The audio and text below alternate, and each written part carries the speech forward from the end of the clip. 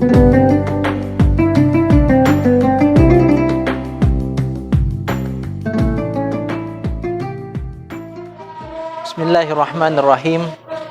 Assalamualaikum warahmatullahi wabarakatuh. Alhamdulillahi rabbil alamin. Wabihi nasta'inu ala umurid dunya waddin. Assalatu wassalamu ala sayyidina Muhammadin wa ala alihi wa sahbihi ajma'in, amma ba'du. Alhamdulillah, puji syukur kehadirat Allah subhanahu wa ta'ala yang telah memberikan kita nikmat sehingga kita bisa terus melaksanakan ibadah puasa pada tahun ini dalam keadaan sehat walafiat. Hadirin rahimakumullah, kita telah sampai pada hadis yang ke-23 di dalam kitab Arba'in An-Nawawi, kitab yang mencakup dari kumpulan-kumpulan hadis yang dikumpulkan oleh Al-Imam An-Nawawi. Hadis yang ke-23 ini diriwayatkan oleh Abi Malik Al-Harith bin Asim Al-Ash'ari. Bagaimana bunyinya? Qala Rasulullah sallallahu alaihi wasallam, at-tuhuru syatrul iman. Kesucian itu adalah sebagian dari iman. Kesucian adalah sebagian dari iman. Suci dari apa? Dari segalanya. Suci dari hadas, suci dari najis, bersih dari kotoran. Semuanya adalah sebagian dari iman. Bersih dari kotoran badan, bahkan suci dari kotoran-kotoran yang ada pada diri kita, pada dalam hati kita, dari riya, dari hasad, kemudian dan lain-lain. Ya, jadi suci adalah sebagian dari iman. Ini Islam mengajari kita sampai seperti itu. Ada yang mengatakan at-tuhur adalah wudu dan mandi.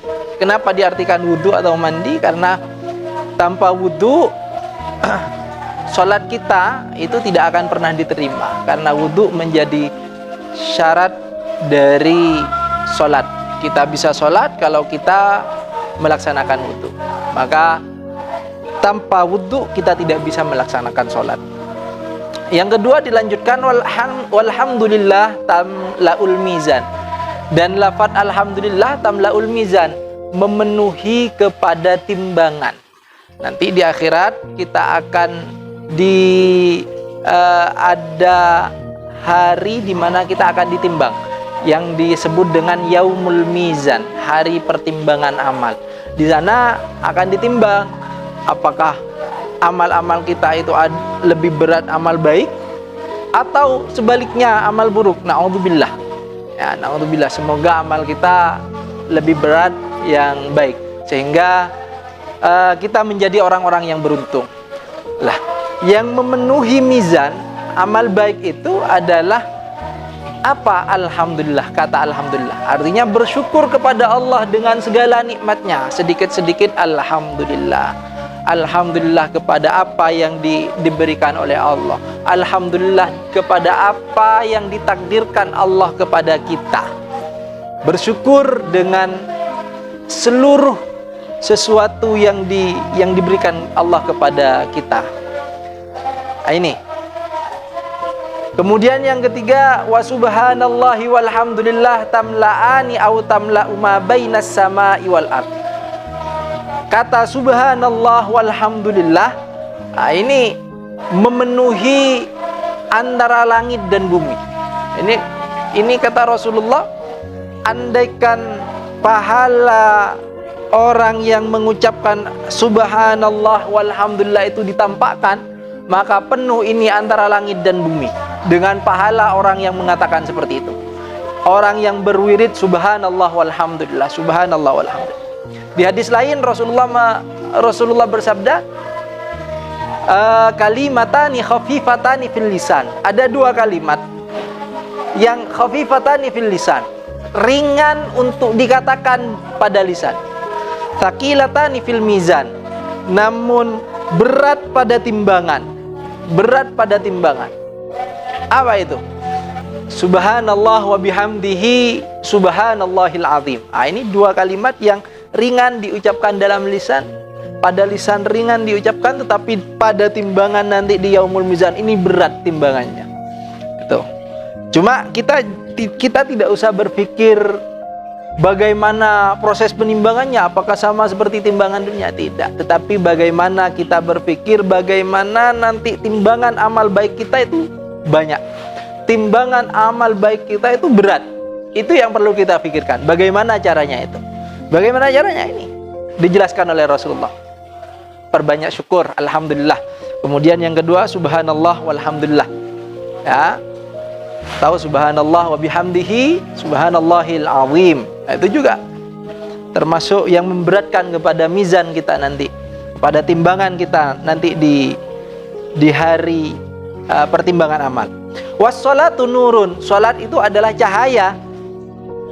Coba kita lihat kepada orang yang ahli ibadah, ulama-ulama kita, sejuk untuk dilihat, seolah-olah ada sesuatu yang ada sesuatu yang bersinar pada dirinya. Kenapa? Karena salat. Salat itu as-salatu imaduddin. Salat itu adalah tiangnya agama. Salat itu adalah tiangnya agama. Bangunan boleh saja tanpa dinding, tetapi bangunan jika tanpa tiang, maka bangunan itu akan ambruk. Sama seperti agama kita. Agama kita kalau tanpa sholat, maka habislah semuanya. Karena sholat ini adalah ummul ibadah. Sholat adalah induk dari segala ibadah. Kalau sholat kita selesai, maka semuanya selesai. Kalau sholat kita istiqomah, maka semuanya pertimbangan amal kita nanti hisabnya akan gampang. Karena pertama kali yang akan dihisab oleh Allah Subhanahu wa taala adalah salat. Was-shadaqatu burhanun. Sedekah itu adalah bukti. Bukti bahwa kita itu lebih mementingkan akhirat daripada dunia. Bukti bahwa kita percaya kepada yang gaib. Bukti bahwa kita percaya kepada pahala. Bukti bahwa kita percaya kepada surga. Kalau kita tidak percaya kepada itu, ngapain kita memberikan harta kita, memberikan apa yang kita peroleh dengan susah payah kepada orang lain? Maka sulit rasanya. Tetapi kalau kita percaya kepada pahala, kita percaya kepada apa yang dijanjikan oleh Allah, maka insya Allah kita akan mudah. Maka di sini dikatakan was-shadaqatu burhanun. Was-sabru diyaun. Sabar itu adalah cahaya. Ya, sabar adalah cahaya. Maka sabar dari apa? Sabar dari menghindar dari maksiat, sabar dari melaksanakan ketaatan, sabar dari ujian yang diberikan Allah kepada kita. Maka tiga hal ini perlu kita sabari. Kita mau melakukan sholat berat sebenarnya, tetapi kita harus sabar, harus kuat untuk itu sehingga kita mampu melaksanakan sholat. Sabar untuk akan musibah. Ketika kita datang musibah, maka kita harus sabar. Kita tidak boleh i'tirad dengan takdir Allah. Kita tidak boleh menentang takdir Allah. Kemudian yang ketiga, sabar untuk menjauhi kemaksiatan. Ketika ada tetangga kita atau saudara kita yang ada di depan kita, kemudian di bulan Ramadan dia tidak berpuasa, dia enak makan, tapi kita harus sabar untuk tidak melakukan hal yang sama. Kita harus sabar untuk tetap berpuasa, sabar untuk tidak bermaksiat kepada Allah Subhanahu wa taala. Kemudian dilanjutkan wal Qur'anu hujjatul lakah au alaikah. Quran hujjatul lakah, bisa menjadi hujjah yang baik. Artinya menjadi saksi kebaikan kita, atau malah membahayakan kepada kita. Au alaikah, atau hujjah yang membahayakan kepada kita. Ini Al-Quran bisa seperti itu. Jadi kita selaku umat muslim yang membaca Al-Quran, yang mentadabburi makna-makna Al-Quran, setelah membaca maka setidaknya kita mengamalkan isi Al-Quran itu. Al-Quran mengatakan aqimis sholah, tegakkan sholat, maka kita sholat 5 waktu. Ini bukti bahwa kita melaksanakan isi kandungan dari Al-Quran. Di dalam Al-Quran dijelaskan tidak boleh berkata kepada orang tua, maka jangan lakukan itu. Ini maka kita akan mendapatkan hujjatul lakah, hujjah yang baik, hujjah yang menguntungkan kepada kita. Kalau Al-Quran mengatakan innamal mu'minuna ikhwatun, orang mukmin itu adalah saudara, maka jangan bermusuhan dengan sesama mukmin. Ini hujjatul lakah, hujjah yang menguntungkan kepada kita. Tetapi di sisi lain Al-Quran akan bisa menjadi hujjatun alaikah, ya, hujjatun alaikah, hujjah yang membahayakan kepada kita, bukti yang membahayakan, dalil yang membahayakan kepada kita. Al-Quran, ketika kita membaca di dalam Al-Quran aqimis sholata, tapi kemudian kita tidak sholat, ini bisa menjadi hujjatun alaikah, hujjah yang membahayakan kepada kita. Artinya apa? Sesuatu yang kita ketahui di dalam Al-Quran, maka kita harus amalkan. Kullun nasi yaghdu faba'i'un nafsahu